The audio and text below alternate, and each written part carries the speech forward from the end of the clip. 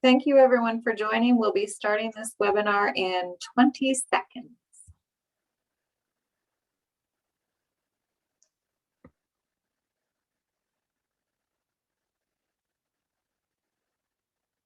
Well, I think 20 seconds is about up.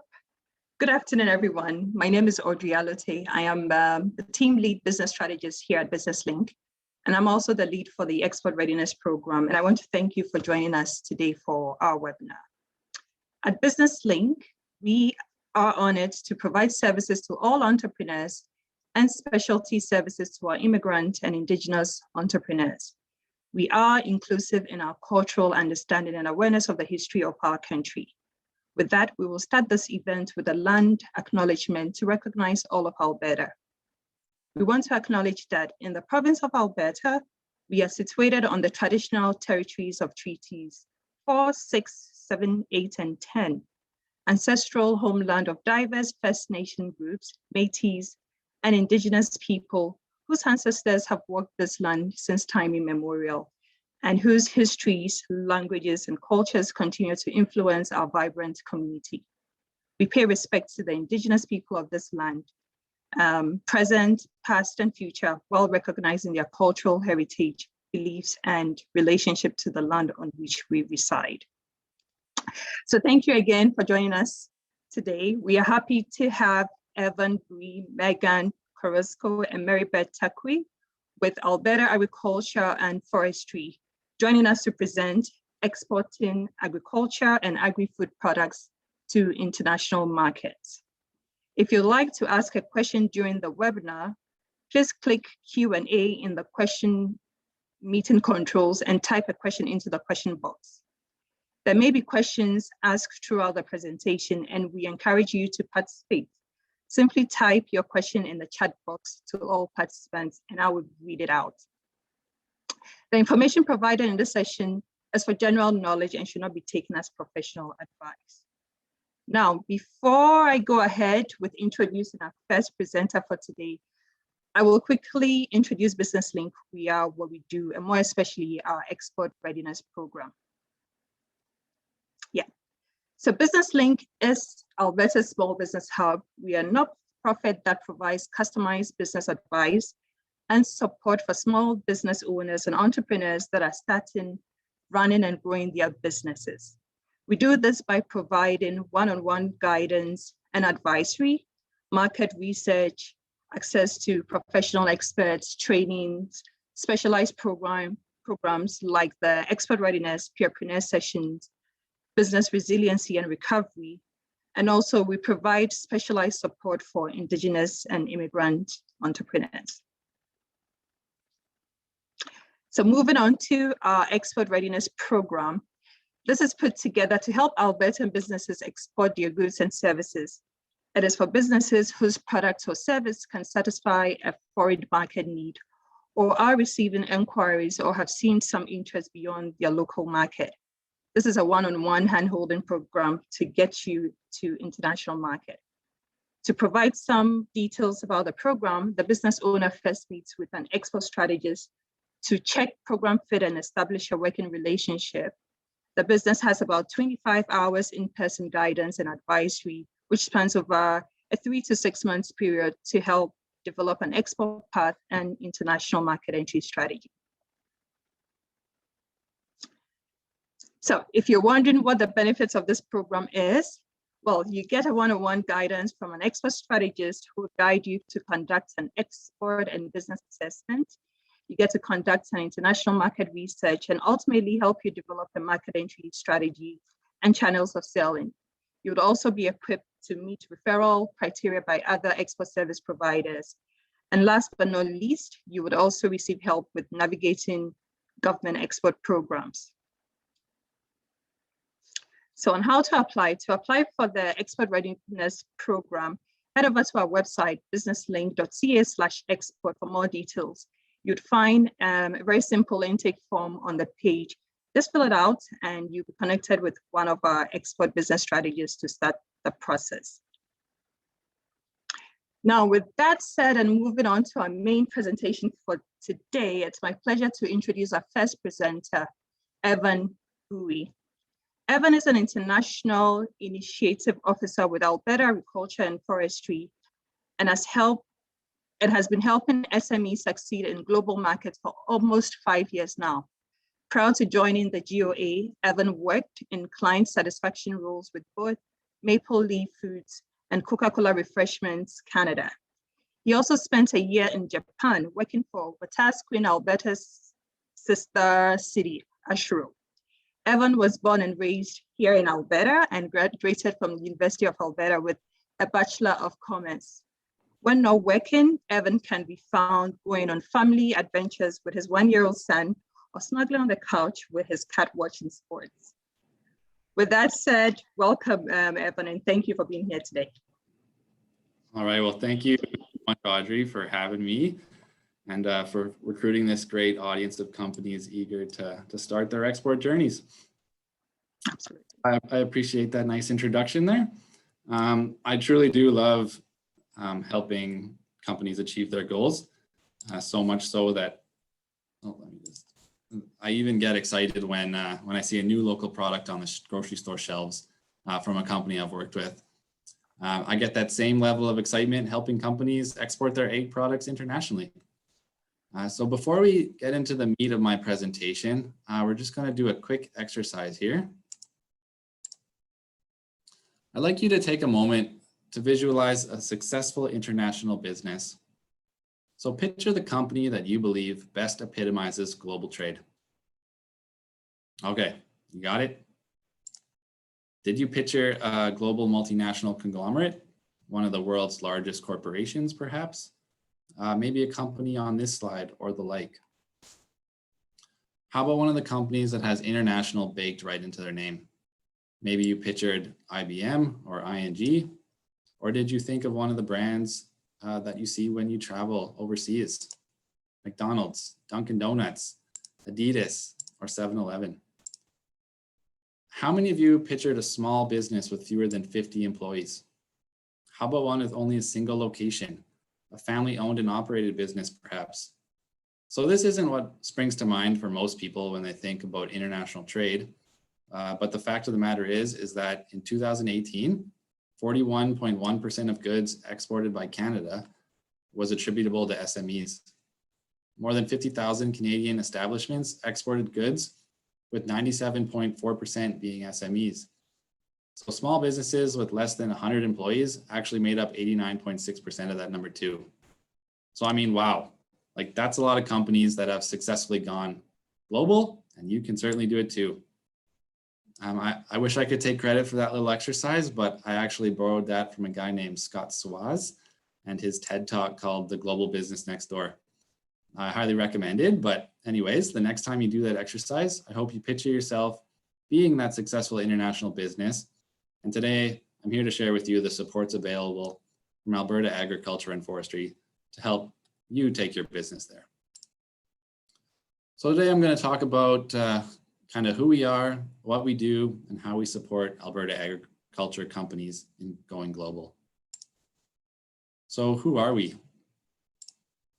We're a pretty lean team, and the client-facing staff are a team of 4 trade development experts and myself, an officer dedicated to export readiness initiatives and providing market intelligence for Alberta industry. So to put some faces to the names, this is us. So the markets not seen like the Middle East, South Asia, and India are more reactionary in nature. But we do have in-house expertise on these markets, just that they now focus their efforts on the investment attraction file. And what I consider to be an important extension of our team is the Alberta International Office Network. So Alberta has 13 international offices and counting in various locations within Asia, Southeast Asia, Europe, and North America. The Beijing, Tokyo, and Seoul, as well as New Delhi offices, have dedicated agriculture officers within them who are experts of the local economy and are extremely valuable assets to Alberta's ag industry. So what do we do and how can we help you achieve your export goals? If I had to describe what we did in a single sentence, it would be this, that we provide trade services for Alberta companies to secure markets and access new growth markets. So how do we do that? You may be asking yourselves. Well, we do that by providing these services, and we essentially do this through 3 main pillars. So the first being market readiness. We engage and educate Alberta's agriculture and food industry to build appropriate capacity for and interest in export. We do this through educational events such as export workshops and training sessions. We've done seminars on free trade agreements and have brought in international speakers to help companies prepare for specific markets. So with everything going virtual with COVID-19, of course, I recently completed a trade and logistics workshop last October, as well as a number of webinars covering topics like exporting 101, Incoterms, food service, co-packing, and more. So the links to the recordings are actually hyperlinked on this slide. So when Audrey sends it out to you, you'll definitely want to check those out. A little known fact about us is that we can generate market intelligence for you. So with Global Trade Tracker there on the left, we're able to provide trade data from over 100 companies to help your company monitor trends, identify new markets, assess market share, and track competitors. So we used to subscribe to a consumer product database called Global Data. And right after this slide, I'm going to be going through an example using their intelligence. But very soon we'll have access to Euromonitor. So that's a database you might be more familiar with. With Euromonitor's passport database, we'll have access to all of the sector content and economies and consumers content that you see on this slide. Again, they're hyperlinked, so when Audrey shares this presentation with you, feel free to click in the areas applicable to your business to see exactly what research applications are available. But in general, we'll be able to pull market sizes with long-term forecasts, company and brand data, country and sector reports, and so much more. So all of this market intelligence is great. It's a great resource when it comes to developing your market entry strategy or export plan. Doing your homework now will really help later on so that you don't make those costly mistakes in the wrong market. And of course, help you narrow your focus on those markets with the greatest chances of success. So to give you an idea of the type of information we can provide, let's just go through a quick example of a hypothetical company who asked about whiskey opportunities in the Asia Pacific region. So the following slides are quite busy, so please bear with me, but I'd probably start off by sending the client a sector analysis report similar to this one to help them narrow down a target country or two. So they'd get information on the market environment in comparison to other regions. This includes per capita consumption, volume and value, forecast growth, and a breakdown by specific countries. They'd get a breakdown of the high potential countries analysis, which is a unique scoring system to identify countries with the best potential growth. They'll learn about the key players in the competitive environment section. And the distribution analysis tells you where the spirits are sold within the region. And then finally, the packaging analysis highlights the most common used packaging material for this product. So let's say the client reads the report and realizes that, you know what, Hong Kong is a high potential country and it's always kind of piqued my interest. So let's dive deeper into that. In the country overview, they'd get the data on market size and growth, category share, competitors, packaging material, and main distribution channels. Then we get into trends for their product. So for spirits in Hong Kong, the main trends are premiumization and indulgence, sensory fusion, and connoisseurship. We're able to pull up competing products. So for the whiskey category, I found this bottle of Johnnie Walker, for example. And the federal government actually has access to a great tool called the Mintel Global New Products Database. This is actually the gold standard, they say, for new product trends and innovation. So I can request a search on your behalf, or you're able to do that yourself through that link there and request a search. And I guess lastly, with our other database there, the Global Trade Tracker, we can find import-export data down to the HS code. So here we see some of the global exports of whiskey to Hong Kong over the past 2 years. We can customize this information for value, quantity, and price, as well as currency. And we can even search by state or province, by port, or by means of transportation. So if you're interested in getting some market intelligence for your company, simply just shoot me an email and I'll be happy to help. My contact information, I hope will be sent out along with the PowerPoint here. So the second pillar of our services is market advocacy, to establish and engage government and industry networks and partnerships, both globally and domestically. So these are more your roundtable, suit and tie type meetings. So we monitor market access issues and also help companies navigate free trade agreements. Pictured here is the former Agriculture and Forestry Minister Carlier on a mission to India a few years back when travel was allowed. And the third pillar is market development. So identify export opportunities, facilitate trade, and showcase Alberta as a safe and reliable supplier of premium agriculture and food products and services to key markets. So I should mention that we have some grant programs that apply to market development activities.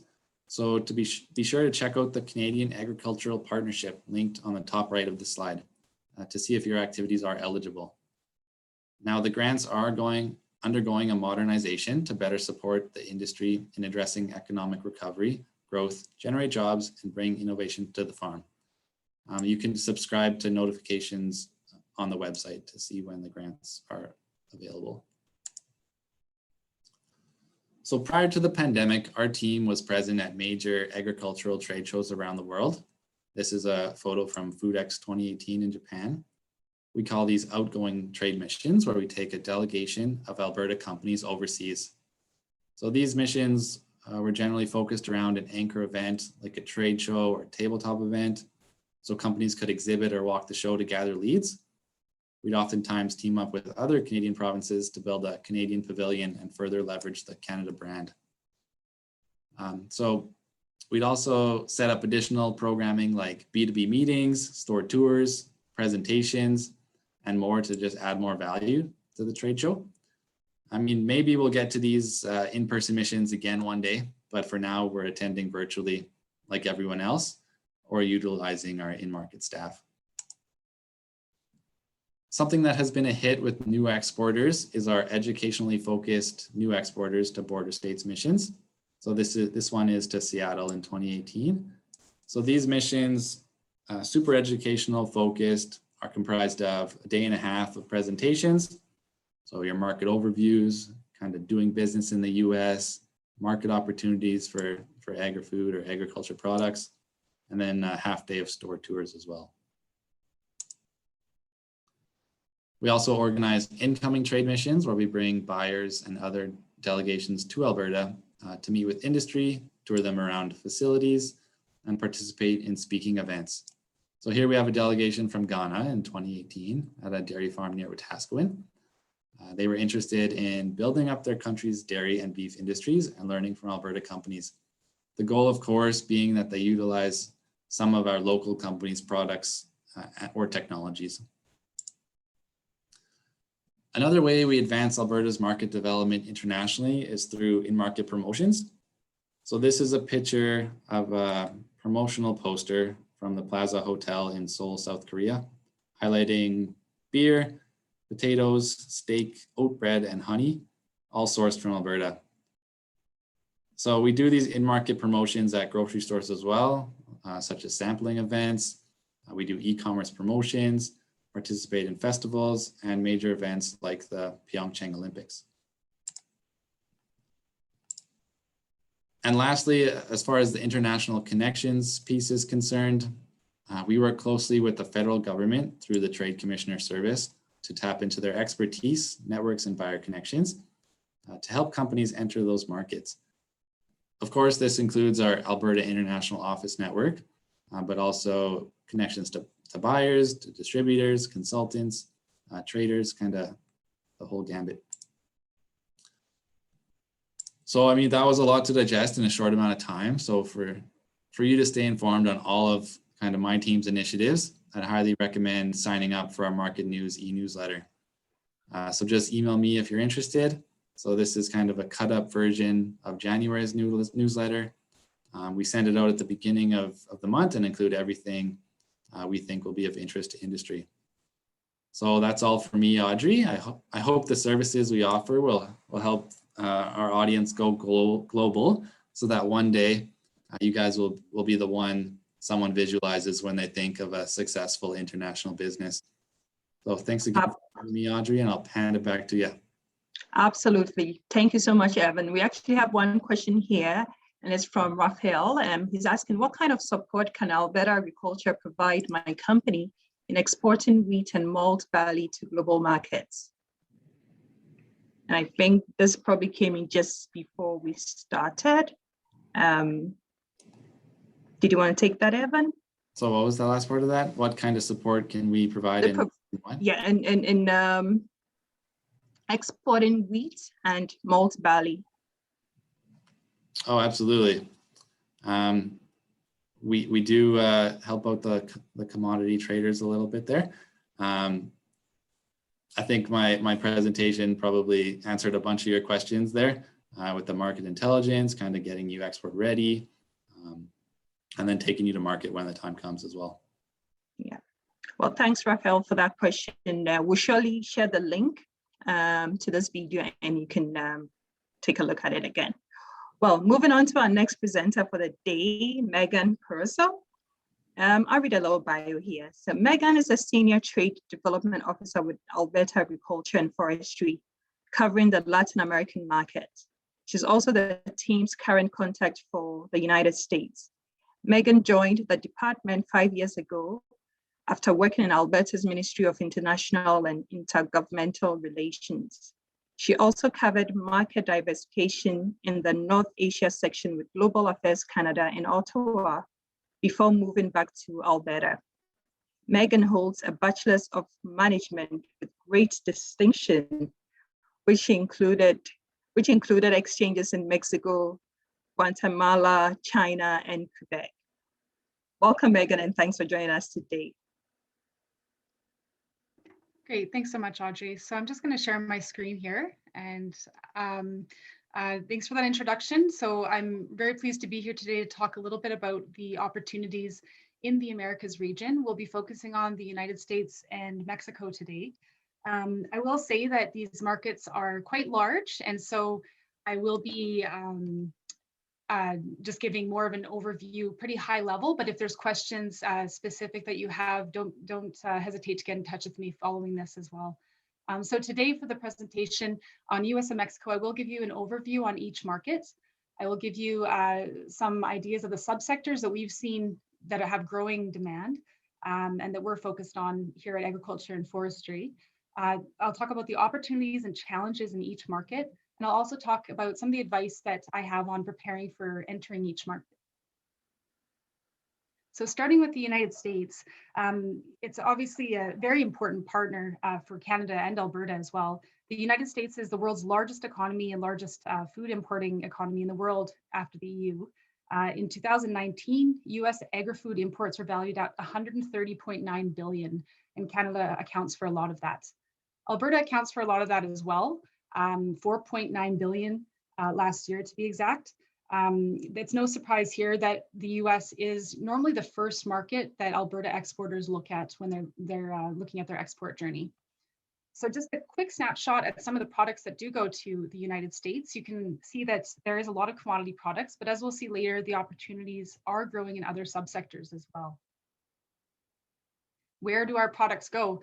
So from Alberta, I can just by state, I was able to pull this data that just came in from Stats Canada last week. So it is preliminary and can change a bit, but I mean, ultimately our top 5 states being California, Washington, Texas, Utah, and Illinois, as well as a number as well in the Midwest there that you can see. These are the states that we seem to be having a lot of exports, agri-food exports from Alberta, but they're not the only regions. But of course, these are some that we have a lot of new exporters that do look at these states and regions when they're approaching the US market. So some of the areas, the subsectors of focus that we see growing success in is retail food and beverage products, particularly in the health and wellness category. some of the like in terms of retail, the specialty, gourmet, free from, clean label, these all are having increasing demand, and we're seeing more buyers look and ask for these from Canadian suppliers. Private label is growing in popularity as well too. We see an increase even in the last year. Through the pandemic, we've seen strong demand for private label from both conventional and specialty retailers.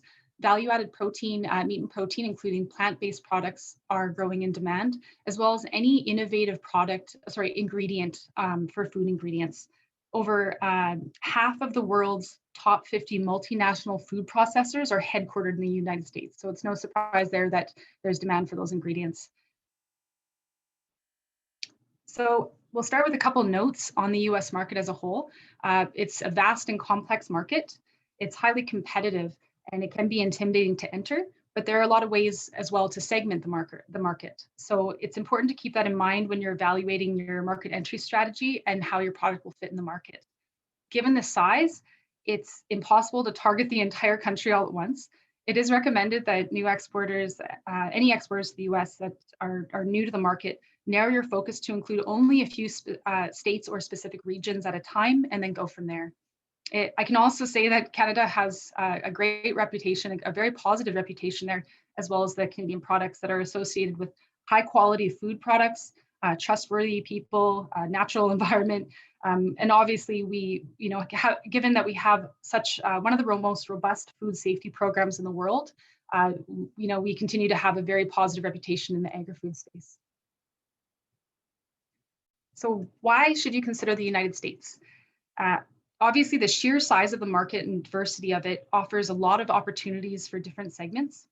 The geographic location is, something we can't ignore. We have a shared border. We have a lot of established transportation routes, and distances can be shorter from Alberta to some states and other parts of Canada. The exchange rate also gives a competitive advantage to Canadian manufacturers of agri-food products. So for example, due to the dollar, the exchange rate, we can often manufacture product here for a lower price, which gives us a competitive price that can kind of compensate for the increased transportation, if that is. So we are competitive on that end. Business culture is similar. So I think most Canadians, probably many of you listening today, have visited the United States at some point. And so I think there's familiarity with the country, with business culture, and language, of course, too.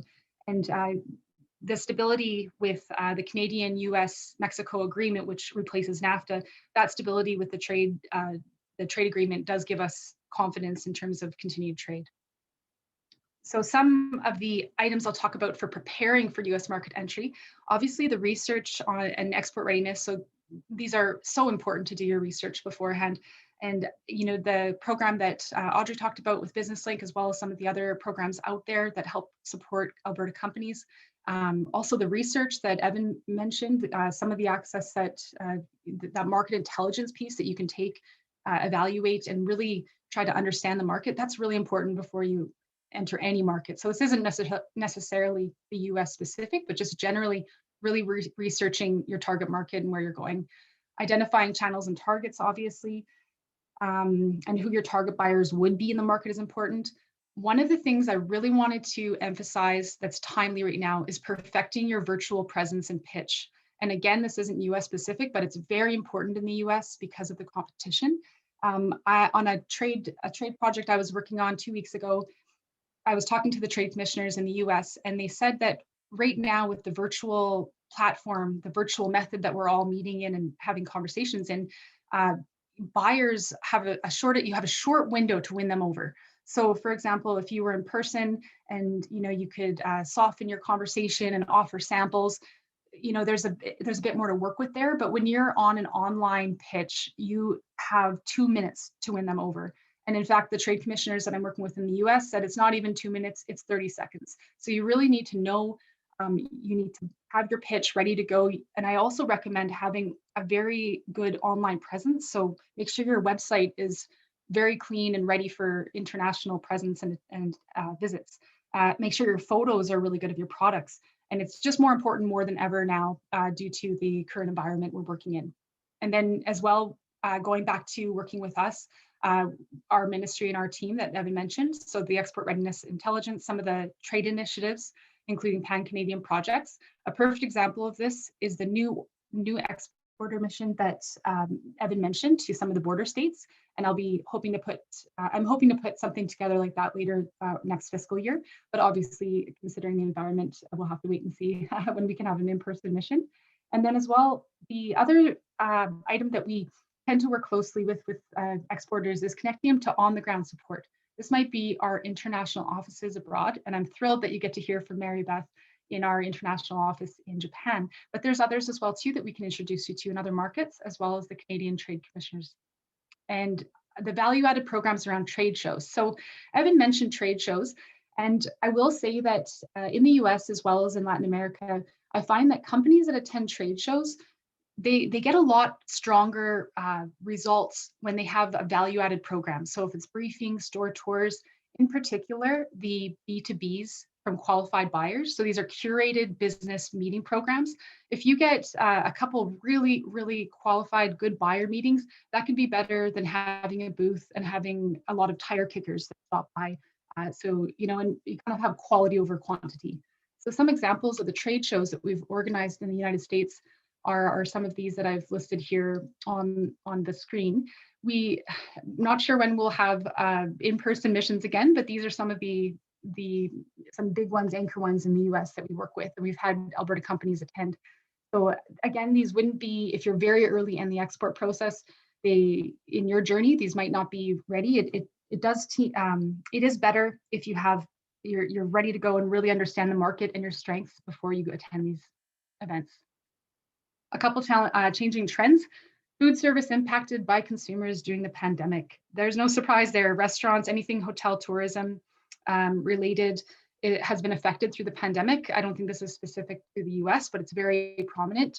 Also, given that people are eating at home versus eating out. So that's something to keep in mind as you evaluate your market entry. There's a support local movement as well too. So many international consumers in the US prefer domestically produced food, perceiving them to be high quality and fresh and safe. So again, you may compete with some products that are locally supported in the market. So it's something to keep in mind. And another item is that, again, going back to having a good virtual pitch, is that some of the buyers in the US are preferring to keep meetings virtual, even in a post-pandemic environment. I was shocked to hear that on some polls recently, 70 to 80% of key buyers in large US retailers are looking to keep things virtual after the pandemic. So I thought that was quite fascinating. Challenges. It is a very large and diverse market. So you need to keep that in mind and understand the capacity and volume. So do you have the capacity can you scale up if you have large capacity demands in the United States? Do you have personnel to work with there?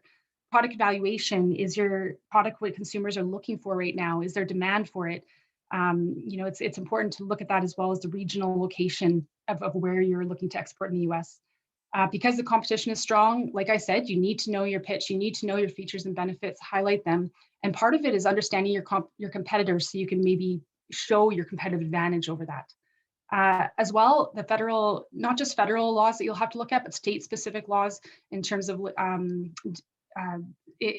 you're going in the United States, that's important as well too. So last slide on this market is on the advice I have. So know and research, I think I've said that a number of times. A question to ask yourself is if the retailer will buy directly for you or use a distributor. There's some retailers that will absolutely buy from you, and there's some that if you don't go through their specific distributor, they're not going to buy your product. So you need to understand those differences depending on the retailer. Knowing your price, cost and volume, as well as minimum shipping requirements. And obviously highlighting any certificates, patents, or approvals, free from claims, they go a long way. And understanding your freight and storage. So, sorry, your freight storage specifically as well if your product is not shelf stable. And then just like any market, being prepared to adapt in order to be successful. So for Alberta Agriculture and Forestry, we have a trade commissioner as well, sorry, a trade officer who's not on right now speaking, but her name is Marissa Brewer, who's just joined our team. I also cover the United States at this time as well, so you can feel free to reach out to any of us. From there, how are we doing for time, Audrey? The Mexico part's a lot shorter because some of the information is duplicated, but. Okay, So I probably let you run through because I have a question here specific to Mexico, but I see that it's also related to US. Okay, should I just finish the Mexico section here and then we can go to the question? Sure. Perfect. Okay. So Mexico, second largest market economy in Latin America. It's the 9th largest agri-food importer in the world. Mexico actually imports 40% of what's consumed in the country. So it's there's no shortage of opportunities there, as well as having a stable economic growth and bilateral trade with Canada that reached 4.4 billion last year. Quick snapshot of the products that go from Alberta to Mexico and commodities. There's a number there. So for the person that asked earlier about malt and wheat, for sure, there's opportunities there too. Subsectors that we've identified with strong growth, you'll see they mirror the US as well, but food and feed ingredients is important. The animal feed industry in Mexico is a little behind in modernizing quickly to increase production. So there's definitely growing advantages there that we've helped Alberta suppliers with. Retail products, health and wellness. This is important because Mexico has their largest health concern is obesity. And so there is an increase in health and wellness products that are perceived to be healthy. And private label, just like the US, we're seeing increased demand from buyers for private label for value-added products. The Mexican market is also very vast and complex. And I feel that a lot of companies underestimate this when they start to look at the Mexican market. The other thing to keep in mind is that the distribution is very different than in the United States and other markets. It's fragmented, which means that you need to be a little more, you may need to work with counterparts to help find creative solutions depending on where your product is going, what part of the country. The increase for high quality value added products is there, as well as the trend towards healthy products, as I mentioned, due to the health concerns that people are finding in Mexico. So why you should consider it? Large growing market, very young population. The median age, I think, is 27. There's a lot of opportunities for kind of the growing new consumers with new products, as well as demanding with kind of the increased middle and high incomes, different products. There's a very, very positive reputation of Canadian products and companies. I can tell you, maybe it was 3 years ago or so, the number of buyers that came to me that said, I'm currently buying from the United States, but I would prefer to buy from Canada. That's huge. There's a sentiment that a lot of Mexicans they would prefer to do business with Canadians over some of our counterparts in the United States. But as you'll see later, sometimes the price is a bit of a challenge on that. But we do have a very strong positive reputation in Mexico, as well as the trade agreement, CUSMA as well too. Geographic location, we don't share a border like the United States, but we are closer than a lot of the other competitors that Mexico tends to import from. And if you are a company that has distribution through the United States, it's a bit easy. It isn't too hard to go from there to cross the border into northern Mexico. Some of the items to prepare for market entry. This is pretty similar to what I mentioned for the United States. Do your homework, do lots of research, identify channels and understand that you may have to use a distributor or a broker. Understanding labeling requirements and import procedures. This can be more of a challenge than other markets. And so one question I would ask you if you approached me is, do you have staff in your company that can speak Spanish? Because this will help when you approach the import procedures. And then again, working with us as your journey goes on for exporting for some of the different initiatives that we work. This is some of the trade shows that we've participated and assisted Alberta companies in attending. And again, we're in conversations to determine how we'll go ahead in the next year. So the challenges that we find tend to be, honestly, a lot of it is around price sensitivity. So you got to understand that profit margins and competition are something that you do have to be aware of in Mexico. So it does vary from product to product and category to category. But there are many competing countries with us in Mexico. Mexico is a very growing open economy. And so they have 11 FTAs, free trade agreements negotiated with 46 markets. So the preferential access that Canada had, we're starting to see that erode a bit. And so that kind of, again, leads into the competition with price sensitivity, as well as if there's anything that you're competing on directly with an American provider, they're probably getting it cheaper from the US just due to the transportation costs. So the price sensitivity is something to keep in mind with Mexico. Now, if you are looking, that's part of the reason as well too, why we've identified some of the gourmet, better for you, some of the niche products, because in that you can compete a little easier on things. As well as I mentioned, the customs regulations, labeling, these things can be challenges for exporters in the Mexican market, but we do work very closely with the Trade Commissioner Service, and we're happy to help support on those ends when you get to that point in your exporting. And differences in business culture. So I think probably Mary Beth will talk about this as well in her market, but in Mexico, you do need to understand that meeting schedules and everything about doing business there will be more flexible.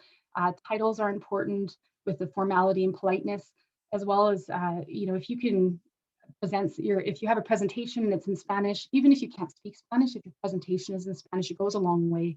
There's small talk, there's conversation. You may have to talk about your kids and your weather and your house before you start talking about business. And this is part, well, it's important because it is a relationship-based culture. And so Mexicans like to do business with people they know and feel comfortable with. That being said, you do have to work harder for follow-up, and you do have to recognize that sometimes where, for example, I've heard exporters that go to the EU might have a buyer that tells them directly, no, I don't want your product. That's a little bit rude in Mexico. So they may have other excuses that are softer. And so it's understanding that sometimes, yes, or a soft yes might mean no. So it's a bit subtle, but again, just understand there's differences in business culture. I think this is the last slide I have here. So advice on the market. Understand that it's going to take a little more time and effort needed to achieve sales. Again, building a relationship is important, so you may have to put in a bit more time and effort than maybe you anticipated for other markets for the Mexican market. Be considerate of local business culture, as I just mentioned. Know your price as well and minimum shipping quantities. And recognize there's adaptations you may need to do. So this is around labeling and packaging. For example, there's definitely package size. If you have a snack product, for example, that's selling at a standard size in Canada and the United States, it may have to be smaller to adapt to the shelves on the Mexican market. There are changing labeling laws that are being implemented right now by the government federally, and these are to help consumers know if your packaged product is high in salt or calories. So there are some rules around this, but I have all of the documentation I can help and share with those that are interested, so we can assist on that. And then again, driving home that you need to be prepared to adapt to be successful in the Mexican market. So I cover Mexico, Central and South America. And if anybody has questions specific to those regions, then please feel free to get in touch with me by email or phone, and I'll be happy to do so. And so with that, I will pass it back to Audrey. Well, thank you very much, Meghan. That was very informative. I have a few questions here from Carlos. He sent quite a bit. Thank you for that. So his first question, considering the exchange rate and the currency, considering the exchange rate currency, Canadian products can compete in Mexico. So he's asking if looking at the exchange rate, if it's very competitive to have Canadian products in Mexico. Sorry. So that's where it depends again too on the product. So if you have, let's say like a midline product that is competing with like there's a lot of competition. There's not a lot of unique features that you don't fall into like a niche category. It's going to, honestly, it's really difficult to compete. If you have something that's unique, gourmet, healthy, free from, like it needs to have something that justifies a higher price. And then in that case, you're not competing in like a midline kind of product category. You're competing in a different product category that can command those higher prices, because there are consumers in Mexico that will definitely spend money, and there's a lot of consumers, like it's a very large market. So again, it's who you're targeting. Are you targeting something it's kind of like an average or mid-level product, or are you targeting something that's niche that you can command a higher price for? So that's again coming down to understanding where your product fits in the market and if you can be fiscally, I guess, price competitive. Great advice there. And what I hear you say is do your research before you go into the market. And the follow-up question here is there a way to know what products are selling? And I feel I know the answer to this. It goes back to doing the market research, but I don't know if you have more to add to it. Yeah, so one of the things I'll also highlight is that I do have market intelligence through my networks and my kind of the working teams that I have with the Canadian Trade Commissioner Service, AFC, different partners in the market. I have specialized reports that may be pertinent to your region or your product in that country. So that's part of doing the homework, is that there are some specialized reports that we have, as well as the market intelligence that Evan can find. But I mean, some of the reports I have photos of what's on the shelf. And on top of that, our counterparts in the market on the ground, as well as the Canadian Trade Commissioner Service, they can normally go into the store and find that shelf that has products to you, and they can show you what's there and what it's selling for. So we definitely can look into some of these, not all the time, but yeah, that's definitely something we can help you with. It really ties to the next question here. Can you provide us with an example of a U.S. market segment? Well, I think like with the U.S. market segment, I guess I'm wondering. Sorry, I see that question as well too. But so this is from B, and I'm sure we can connect with B to get some more information, because I feel it'll be very specific to what she's looking to do. Yeah, well, there's kind of like in terms of like the product category and targets, as well as the regional locations, and sometimes like if you're looking at food service versus retail packaged, or there's quite a bit of variety in there. It might be a pretty big question. So, okay, I see no worries on this question. Yeah, feel free to get in touch with me after and I can discuss, because it can get pretty, specific. It gets very specific. Yeah, absolutely. Well, thank you very much, Meghan. So moving on to our last but not least presenter for today, Mary Beth Takao. I hope I got the last name right. But Mary Beth is a 27-year resident of Tokyo and joined the government of Alberta office in Japan in May of 2001. She brings with her a strong and diverse background in trade and investment, as well as communications. She has been the agriculture lead in Japan for Alberta for the last 7 years.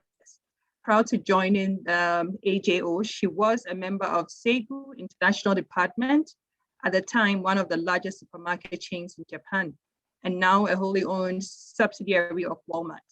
Mary Beth holds a Bachelor's Arts Communications with distinction and minors in Japanese and Public Relations from Truman State University. Welcome, Mary Beth, and thank you for joining us today. Thank you very much.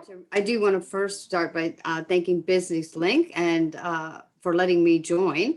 I appreciate that, as well as my colleagues in Alberta that would allow me to be the person that presents for us. It's nice to see a perspective, I think, on the ground, kind of gives you what's at home. And there are many international offices that do help. Some of my slides I'll probably jump over quickly, cognizant of time, because I think that Meghan and Evan have kindly covered quite a bit of it. So let's get into it. Let me tell you a little bit about Japan. Japan remains the third largest economy in the world, valued at about 7 trillion Canadian dollars, or roughly 3 times larger than the Canadian economy, which is kind of incredible because all of Japan fits inside of Alberta twice over. So Japan's population is 127 million people, making it a really big and exciting market for Alberta. The greater Tokyo area alone is 37 million, which again, of course, is the size of Canada. The kind of downside of that is that I have way too many people on my morning train, as you can see from the photos below. But also the population is aging faster than any other nation in the world. 25% of the population is over the age of 65, and 1 in 5 people are 75 or older. Incredibly, last year, the number of people that are aged 100 or older surpassed 80,000. This comes in to be important later, because within those awful numbers, if I can say that, are some real opportunities. Another place where opportunity exists is Japan's food self-sufficiency ratio is the lowest amongst G7 nations. So similar to what Meghan was talking, we have to import a lot. So tough for them, but maybe some opportunity for us, because of course the answer is Canada. We have a self-sufficiency rate of 171%. So, and of course, when I say Canada, I actually just mean Alberta. So let me see if I can go to the next slide. This is a little bit of an unusual place to put this slide, but I put it here because I keep referencing my teammate back in Alberta, who's on the very left side of this picture. His name is Vlad, and Vlad is the Senior Development Officer for both Japan and Korea. So we share a little bit that way. I love this photo because it shows us both we're actually in a trade show, sleeves rolled up, working with our Alberta clients. You can see them in the middle, and along with the Japanese distributor.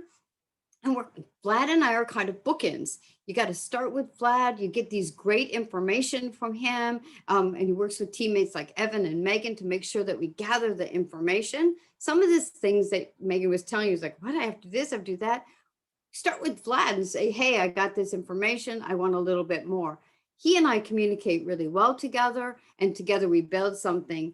If you just jump right over Vlad or your teammates Evan or Meghan, then what happens is that you say, oh, Mary Beth, hey, I'm interested in selling wheat and barley.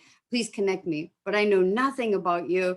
And so I can't really do that. I have to know as much as I possibly can about you before I do that. So anyway, that's why I put this slide here. The next thing I want to tell you that Japan is a high priority market for Alberta, and it has been we've had an office here for 50 years. I know you're looking at, my God, she's really old. That's probably, she's been there the whole time. I haven't, but anyway. And in 2020, Japan was Canada's fourth largest agri-food export market with about 4.6 billion in exports. And from that, Alberta was Canada's largest provincial exporter to Japan with about 1.2 million. And Japan was the Alberta's third largest export market. You know, my colleagues and I from Alberta would love to take all the credit for that. But the truth is that certainly the Comprehensive Progressive Agreement for Trans-Pacific Partnership, or to say it easily, CPTPP, has helped Alberta a lot with that. And in fact, out of all the provinces of Canada, Alberta once again experienced the largest total extensive margin export value gains of about 94.1 million under the Japan agreement with CPTPP. Even I used the people back in Alberta agriculture. Thank you very much, Vlad, for all that information. So blah, blah, blah, blah, blah. What does that have to do with me? What that has to do with you is the fact is look at all your Alberta counterparts that are sending products, wheat, barley, and value-added products to Japan. Certainly that means that you can too. Let me tell you a little bit about what Japan, well, I said once, but I kind of think usually Japan demands it. First of all, outstanding flavor and quality. We have very, very picky palates here. Food safety is an obsession, so they'll want to know very detailed information from your whole production, whether you're just bringing in the commodity or whether you're added value. They're going to want to really understand your food safety. And I know some of you in upper Peace region area have some really great organic opportunities there. They'll be very interested in that. So they also want to make sure that there's a sufficient shelf life, what does that mean? So for example, I want to buy this great beer product, craft beer product from, well, this one's Big Rock, they've made it in. So it has to come certainly all the way from Alberta and then through several things and then into Japan. So then it finally makes it on the shelf and, oh, I've got 3 days to drink it. No, thank you. So the shelf life needs to be, for the buyers to be interested, at least a year, sometimes about 18 months. They also want to know about reasonable minimum quantities. I told you, Sai, that we have a very small country, so they can't, some of the importers will not be able to house a huge shipment. So they might ask you to start with a pallet. That matters to you to know that, because that all depends on your pricing. Of course, certain, for example, commodities come in full container loads, or Japan Costco comes in full container loads. But this is something that you really want to think about when you're working with the team back in Alberta. What is it that I can, what is it, how much, what is my minimum? They also care very, very, very much about appearance here. And, I'm really sorry to tell you, but size does matter. They also, I'm going to come back to these on the next slide, but also care as much as was described before about a convincing unit price. And I will come back to that as well. So yes, we judge a book by its cover. So I'm just giving you some examples here. It's like, oh, what do I care about? These examples is because this is your competition. I love the one up in the top right corner, the strawberries. They all have their own little houses. It is a high-end item, as you can see by the incredible price. I think it's like maybe 70 bucks there. I'm not eating this for myself, but I'm giving it as a gift. But equally is that if you look at the down in the right corner, those are very inexpensive pot stickers or gyoza, as you call them. They also have their own little houses and they want to be perfect. Also, even the tiny little rice balls, we call them onigiri. You can see it on your screen as well. These are perfectly stationed in there, very cheap, but also they open very easily. So this is the little tiny points that Japan cares about. Look at that. I don't have to touch at all the rice. I just get to my breakfast without that. So these are points that they care about. I'm very proud that a long time ago, actually, Alberta Honey has made, at that time it was innovative. This size of bottle was perfect for a chef. She could put her hand around it, flip open the top, pour it in, push it down all in one movement. So this is something that matters. Of course, if we all want to think that our honey is coming from the mountains with pristine air and water. Great Canadian image. One of the people, I'm just going to take just a minute to say that Kit Kat has done an incredible job. They were almost out of the market, but then they've come through with just, frankly speaking, with packaging, and were able to get back in very strongly. The other point that Japan really likes is something and they almost have a weakness to it, is limited time only. So during this time only, I can get the strawberry Kit Kats or the pudding Kit Kats or the, I'm sorry, I got to tell you the truth. I would never put my hand out for the wasabi Kit Kat. So I don't know how that is, but it gives you an idea. It's like, for example, Big Rock also, I told you before, made it in. They have like a standard, and then maybe they have one that comes just during this limited time only. So people want to buy it again. So please consider that when you're for your value added products. So I don't know what you thought I was talking about when size matters, but this is what I was talking about. This is a typical size of a kitchen. I have to thank my colleagues at the Horosko Consulting who allowed me to borrow this slide. This is very much a typical kitchen. So you can imagine that I don't have room. This market, Sonera has come in, and they were very clever and went after the chefs as well, because I don't have room for this in my kitchen. Where am I going to put this huge one?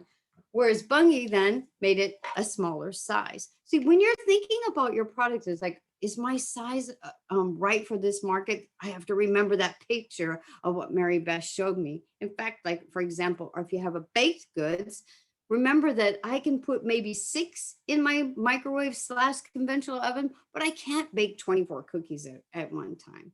It sounds small, but if you can remember these items about a packaging or can make those adjustments, you're going to be much more attractive to a buyer. So very much similar to what you've heard before. Right now, that for retail health and wellness or free farm. I mean, think about it.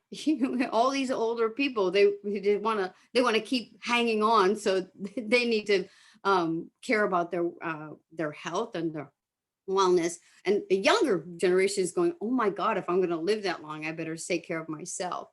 Interestingly enough, protein right now is also really hot. I guess it's protein everywhere. In fact, you can see it labeled here, protein. That's not the actual Japanese word for protein, but it has a great appeal. And I think that has a lot to do with the social media. Innovative food ingredients. So you guys Alberta has some of the best quality food ingredients. So how do we get that into the manufacturers here to work together with value added? And in fact, if any of you are interested in, hey, how can I get Japan to invest back into Alberta for value added for my great pea products or canola, please talk to me about that as well. There are some emerging e-commerce platforms is a great opportunity. Some things that Vlad and I are working on with our federal partners. We've always bought a lot of things on Amazon or Rakuten because we don't want to carry it on the train. I buy it once in the store, and from there on, I'm looking online. I want it just delivered right to my door. The delivery services here are incredible. So uniquely Canadian, and that's one of the things that really resonated with me about the Business Link group, is that you're talking to people that have unique view on Canada. Not every Canadian is exactly the same. So one of the things that we can tell Japan is some of our stories. I'm in Canada. I have the absolute best access to the great sources. And I bring this unique part of my own culture to make this incredible product. So let's work together to make sure that they understand those stories. I know you guys are all looking at the right side of the screen because it shows some money, and I won't cover this deeply, but as Megan covered a bit, you need to understand the distribution channels. So on the left side, there's you, the Canadian exporter. Really, what my job is, with Vlad's help, is to help us find a Japanese importer. So we find the Japanese importer and you start those discussions. What you need to understand is they're probably going to almost 100% of the time use a distributor. And then from the distributor, it goes down to the retailers, and then finally to the consumer, myself. So what does that mean? That once as Meghan indicated, I go out and I find out all the prices on the honey, for example. Okay, where are we going to put this honey? These are 2 different honey companies that are here. Where are we going to put them? I give the prices of the high-end honey and the prices of the quality, but still just in the supermarket. You guys look at the price and think, oh, yay, I can do that. But please remember, from here, everybody wants their own cut. So if we want to get it, if you go to the bottom, let's say we want to get it on the shelf at 1,000 yen, go back up to the top and say, everybody wants a piece of the pie, right? So you sell it for 400 yen per. Then the importer generally, and this is information that's come directly from importers, between 15 and 25%, they're going to add to that. Then a distributor is going to add another 15%, generally 15%, where the retailer is going to add 35%. And you're thinking, oh my God, price gouging. We have to remember, very small country, so we have a limited shelf space. They're picking very, very carefully. And also we have a lot of energy costs. So electricity is expensive. These are all factors that come into play.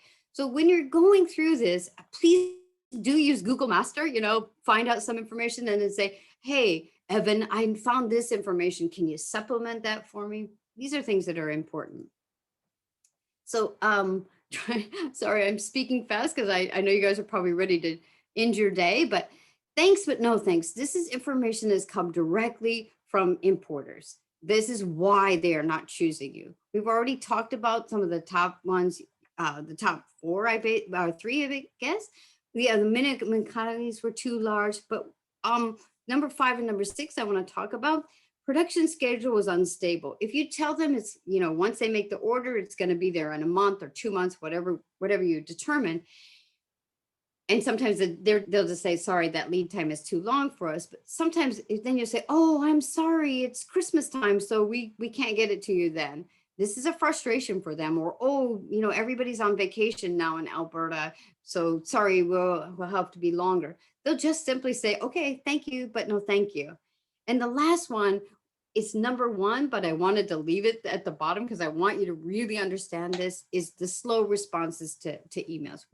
Most of the importers don't expect you to speak Japanese, but they do expect you to have a response. So if you tell them you're going to have it to them at Wednesday by 5, they're not talking about your Wednesday, which is a day later. They're talking about your Wednesday. So talk in terms of what the buyer wants to hear, or what they can quickly understand. User friendly, I guess is what I'm saying. And the other thing about user friendly is you might have to skip your dinner to have a meeting with them. Our business day in Japan usually starts at 9 o'clock. They're not as apt to do early morning meetings because, well, under a normal circumstances, they have to get on a train. An average train commute is an hour to an hour and a half. So no, they don't want to get up and have a meeting with you at 6 or 7 in the morning. So please think of that. You might have to lose dinner sometimes. I think all of these things have been quite nicely covered. I'm always happy to discuss with you more in depth, but I really want to resonate this message with you as the last point, is that there are barriers to go through. you will have to share all of your information, the secret sauce, if you will. How do you make it? How is it produced? What is the ingredients? What is the exact ingredients? What is the temperature? How, for example, even if it's a commodity, how are you getting that? What are the pesticides? This is something that has to be shared with your importer. They are not trying to reverse engineer your product and make it here. This country is not about that. Is there zero risk? Absolutely not. There's always risk in anything. But what they need to do is share that information with the Japan customs. And goes back to communication as well. There'll be lots of back and forth during this session. I don't think I want to overwhelm you today with that, but I want you to keep that in mind. If you say, I'm not going to share my fabulous cookie recipe, heck no, then you can't come to Japan and you'll need to look at other markets. And somehow I just lost.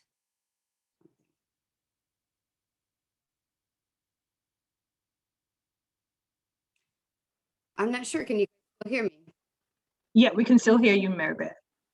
Can you still see my screen moving? No, so we're still on the, well, yeah, it just moved. Yep. All right, fantastic. I seem to be losing a lot of things. So let me just keep going. It's always the way. So as Meghan told you, you better be ready for your virtual meetings. So know before you go, I'm just going to jump through these. Evan has an incredible amount of good website information, but you better know what Incoterms is. If you don't know what Incoterms is right now, that's fine, but you better learn what they are. Also, your invoicings are more complex or more detailed for overseas, actually. So please make sure to look into that or get our help with that. Same thing with the packing list. A list down here, net weight and gross weight. And you're like, why would you need to know that? Because it's taxed differently. So nobody wants to pay more tax than they have to. What's tax or tariff is just the product. So these are key items that you'll need to know. So I won't go into these details, but I kind of wanted you to see that this is some of the process. And if you want to know more information from me, or if you look at our presentation, these are what it goes through. So it's not just, okay, bye-bye, I sent it on the ship and I'm completely done. Your importer still has to go all through these processes, and they're expecting you to stick with them. If they have a question, if they call, they need to know. I've also put a last thing on the distribution. I want you to understand, going back to the perfection of how things are. So for example, this is another Alberta product that made it in. If they happen to do a good job, but for example, if this is not right, or the label is scratched, there's a variance that the Japanese importer will say, for example, out of a pallet 10 like that, it's okay, we'll accept them. 30 like that, we won't accept it. So you better pack well and be prepared to understand what the variance is, because you will have to replace it. And especially on the first time through, they will literally open every one and check it out, because that's what's expected on the shelves in Japan. So I think that I've given you a lot of things to think about. The key thing that I want to really tell you, though, is if you honestly do your homework, like all of us have been asking, and you work with this, that's what we're here for. I think Alberta has an amazing structure that we're here to help you. It's also, I don't want to say free, because you've already given us that in your tax dollars. So please use this. We're here for resources, but you can make it too. And once again, just thank you to Business Link for all the opportunities to speak today. Thank you, Mary Beth. Thank you so much. And just a quick apology here for going a little over time, but I feel this was so important. And thank you for those of you who could still join us. Well, again, thanks for joining us our webinar today. And thank you to all our presenters for presenting. This was really great information. And I hope today's presentation has been very informative, and you feel confident about exporting your agriculture and agri-food products to the US, Mexico, and Japan. And more importantly, you know where to go for help. If you'd like to contact us at Business Link, please email us@businesslink.ca as shown on the screen there, or call 1-800-272-9675. Or you could also email me directly at audrey@businesslink.ca. I believe I dropped my email in the chat box a few times. If you're looking for one-on-one advice and would like to sign up for our newsletter, please again head over to our website and do that. Or you can connect with us on social media, chat with us online, view recorded webinars, or stay informed on our upcoming webinars. You would receive an email following this webinar with a link to an online survey. Please take a few minutes to complete the survey. It would take you less than 5 minutes. With that said, thank you so very much for being with us today, and enjoy the rest of your afternoon. Thank you.